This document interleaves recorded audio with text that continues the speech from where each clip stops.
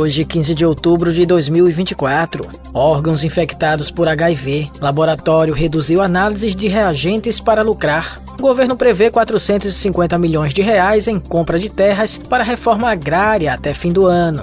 A rodovia mais perigosa do Brasil continua sendo a BR-101. Polícia Federal, Banco Central e bancos prometem vigilância extra sobre saques para conter compra de votos. Eu sou o Bruno Sena e o Rádio Notícias está no ar.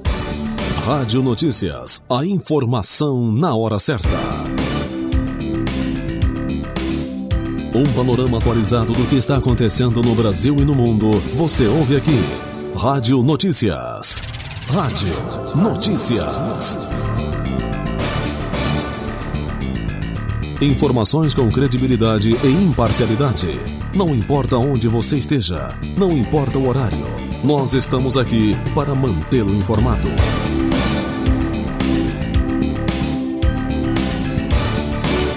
Rádio Notícias. A informação na hora certa. A fim de lucrar, o laboratório privado PCS Labs Salem deliberadamente afrouxou o controle dos testes em órgãos para transplantes. A afirmação é do delegado Felipe Cury, secretário estadual da Polícia Civil do Rio de Janeiro, em coletiva sobre a Operação Verum. Deflagrada nesta segunda-feira 14, a ação tentou prender 4 investigados no caso dos transplantes de órgãos infectados por HIV. 2 foram presos e 2 eram procurados até o fechamento dessa matéria. Segundo as investigações, houve uma ordem para tornar menos frequente o controle de qualidade dos reagentes usados nas análises dos órgãos doados. 6 pessoas receberam órgãos infectados pelo vírus. Os policiais não deram detalhes de como o afrouxamento supostamente aumentou os lucros do laboratório, nem esclareceram se há a possibilidade de nenhum teste ter sido realizado de fato.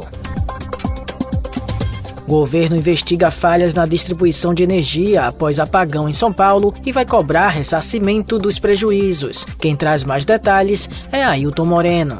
O governo federal declarou que a concessionária Enel falhou na distribuição de energia em São Paulo, após o apagão que atingiu a capital e a região metropolitana desde sexta-feira 11, afetando cerca de 500 mil imóveis. O ministro da Controladoria Geral da União, CGU, Vinícius Carvalho, afirmou que há indícios de falhas na fiscalização, mas ainda não está claro se o problema ocorreu na Agência Nacional de Energia Elétrica, a ANEEL, ou no governo estadual. A CGU também irá realizar uma auditoria na Agência Nacional de Energia Elétrica, ANEEL, para apurar quais medidas de fiscalização devem ser adotadas pela agência no caso da Enel. Além das investigações, o governo também anunciou que irá exigir que a Enel ressarça os prejuízos causados pela falta de energia. A concessionária Enel já é reincidente em casos de demora da retomada no fornecimento da energia elétrica. Além da situação atual, já ocorreram outros episódios críticos, como apagões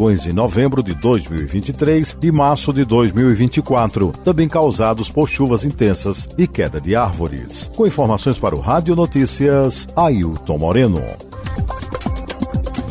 O ministro do Desenvolvimento Agrário e Agricultura Familiar, Paulo Teixeira, revelou que o governo federal deve investir 450 milhões de reais em terras compradas para a reforma agrária, em uma das iniciativas do programa Terra da Gente. A informação foi revelada pela Folha de São Paulo. Cerca de 200 milhões de reais já foram usados para a compra de terra e o restante será liberado em breve, segundo Teixeira. O governo também começou a destinar terras públicas para a reforma agrária. O ministro disse ainda que o governo achou quase 700 milhões de reais em recursos de 2000 ainda no governo de Fernando Henrique Cardoso, que se somarão a 300 milhões de reais em créditos que aguardam aprovação pelo Congresso. Os recursos serão utilizados como crédito de instalação para assentados.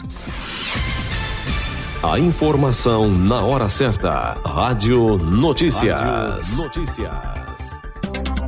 O Banco Central, a Polícia Federal e os bancos prometeram, em nota conjunta divulgada nesta segunda-feira 14, intensificar ações de vigilância sobre saques para prevenir compra de votos no segundo turno das eleições no dia 27 de outubro. Os órgãos ressaltam que, conforme os normativos vigentes, saques acima de R$50 mil feitos por pessoas físicas e jurídicas em agências bancárias precisam de comunicação prévia e formal do cliente com 72 horas de antecedência. Destacam também que é preciso identificar todas as as características da transação do saque, como por exemplo, sua finalidade, e que todas as movimentações continuarão a ser obrigatoriamente objeto de comunicação prévia dos bancos às autoridades competentes. Na semana passada, a Polícia Federal divulgou que foram registrados 315 casos desde o início do primeiro turno das eleições municipais de 2024, com apreensão de R$21.800.000 em espécie. Dorival Júnior testa mudanças na seleção para confronto contra o Peru. Quem traz mais informações é John Lima. O técnico Dorival Júnior estuda uma formação mais ofensiva para o jogo contra o Peru nesta terça-feira, às 9h45 da noite, em Brasília, pela 10ª rodada das eliminatórias sul-americanas. Durante o treino do último domingo, no estádio Bezerrão, em Gama, no Distrito Federal, 3 mudanças foram testadas. Wanderson do Mônaco deve substituir Danilo na lateral direita, enquanto Bruno Guimarães entra no lugar de André, no meio-campo. Gerson também deverá ser titular, ocupando a vaga de Lucas Paquetá, que está suspenso, e Igor Jesus será mantido como centroavante. No ataque, Rodrigo foi testado mais centralizado, com Rafinha e Sávio jogando pelas pontas. Para a partida desta terça-feira no estádio Mané Garrincha, a CBF pretende arrecadar 24 mil quilos de alimentos em ação solidária que será distribuídos a instituições de caridade pelos governos federal e do Distrito Federal. Cerca de 12 mil ingressos foram separados para a iniciativa. Com informações para o Rádio Notícias, John Lima. O Conselho Nacional de Trânsito, CONTRAN, aprovou nesta segunda-feira 14 a resolução de número 1013 de 2024, que atualiza as regras para a implementação do pedágio eletrônico em rodovias concedidas à iniciativa privada em todo o país. O sistema permite que os condutores de veículos passem pelos pontos de cobrança de pedágio automático sem necessidade de qualquer parada nas cabines para o pagamento da tarifa. A medida anunciada pelo Ministério dos Transportes também amplia o prazo de pagamento do pedágio dos atuais 15 dias posteriores à passagem pela praça de pedágio para 30 dias. Esta medida começa a valer a partir da publicação da resolução no Diário Oficial da União, prevista para ocorrer ainda essa semana. Após o prazo de 30 dias, a falta de quitação da cobrança pelo uso da rodovia será considerada infração grave, prevista no artigo 209 do Código de Trânsito Brasileiro, com multa de R$ 195,23, além de 5 pontos na Carteira Nacional de Habilitação, CNH, do condutor. Rádio Notícias. A informação na hora certa. BR-101 continua sendo a rodovia mais perigosa do Brasil. Só no primeiro semestre deste ano foram registrados ao longo da rodovia 943 feridos em acidentes que acabaram em 22 mortes. Quem explica pra gente é Lívia Braz. Um balanço da Polícia Rodoviária Federal mostra que entre janeiro e junho deste ano foram mais de 35 mil acidentes em todas as rodovias federais do país, resultando em mais de 40 mil feridos, quase 3 mil mortos. A mais perigosa das estradas, a BR-101, rodovia que começa no Rio Grande do Norte e termina no Rio Grande do Sul, nos trechos de maior número de ocorrências foram registrados 943 feridos em acidentes, que acabaram em 22 mortes. O especialista em mobilidade, professor Carlos Pena Brescianini, tem uma explicação lógica para a quantidade de acidentes nesta rodovia. Todas as estradas que inicialmente foram feitas ligando as capitais brasileiras que ficavam no litoral, terminaram sendo interligadas e fazendo parte do que é hoje a BR-101.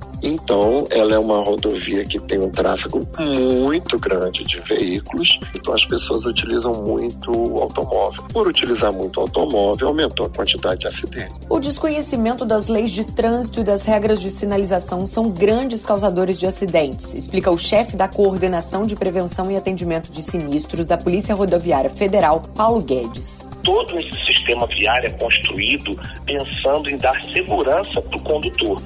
Se ele tenta fazer uma ultrapassagem aonde é proibido, onde temos faixa contínua, é porque ele não tem visibilidade suficiente. Então ele vai causar um sinistro de colisão frontal. Minas Gerais, Santa Catarina e Paraná são os recordistas nacionais de acidentes. O estado mineiro também lidera o número de acidentes que acabaram em mortes, seguido por Bahia e Paraná. Desatenção no trânsito, desrespeito às leis e à sinalização e o uso do celular enquanto dirige estão entre as causas desses acidentes, avalia a PRF. Reportagem Lívia Braz. Com mais de 2.000 focos de incêndio detectados nas últimas 48 horas, o Brasil já acumula este ano, até o último domingo, dia 13, 226.600 registros detectados pelo programa Queimadas do Instituto Nacional de Pesquisas Espaciais, INPE. O número representa aumento de 76% na comparação com o mesmo período de 2023. De acordo com os dados do INPE, do total de focos detectados, 49,4% ocorreram na Amazônia. O Cerrado é o segundo bioma mais afetado em números absolutos, com 32,1%. O Pantanal, embora tenha registrado 6% do total de focos do país, foi o bioma que observou o maior crescimento de incêndios na comparação com 2023, um crescimento de 1.240%. De acordo com o governo federal, há 3.732 profissionais em campo atuando no enfrentamento aos incêndios florestais na Amazônia, Pantanal e Cerrado. Você acabou de ouvir Rádio Notícias, a informação na hora certa. Obrigado pela audiência.